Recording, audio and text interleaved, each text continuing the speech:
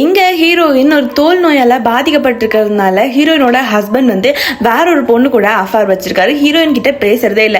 Night வீட்டுக்கு வந்தா கூட ரெண்டு பேரும் தனித்தனியா தான் இருக்காங்க. இதெல்லாம் நினைச்சு ஹீரோயின் வந்து ரொம்ப ஃபீல் பண்ணிட்டு இருக்காங்க. ஹீரோயினுக்கு ரேணு அக்கா அப்படின்னு ஒரு அக்காவும் இருக்காங்க. அந்த அக்காவும் இதை ஹஸ்பண்ட் கிட்ட கேளு அப்படிலாம் சொல்லி திட்டிகிட்டே தான் இருக்காங்க. இப்பதான் இவங்களோட லைஃப்ல டாலி அப்படிங்கிற ஒரு பர்சன் வந்து வராங்க, ப்ராடக்ட் செல்லரா. அதுல இருந்து இவங்க மூணு பேரும் பெஸ்ட் ஃப்ரெண்ட்ஸ் ஆயிடுறாங்க.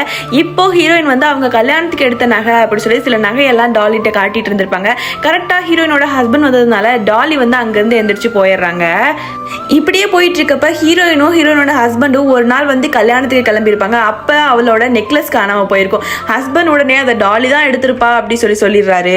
அப்படியெல்லாம் பண்ணிருக்க மாட்டாங்க அப்படிங்கறதுல ஹீரோயினுமே ரொம்ப தெளிவா இருக்காங்க. ரேணு அக்காட்டையுமே ஹீரோயின் சொல்றா டாலி அப்படி பண்ணிருக்க மாட்டாங்க அப்படிங்கறத அவங்களும் சொல்றாங்க.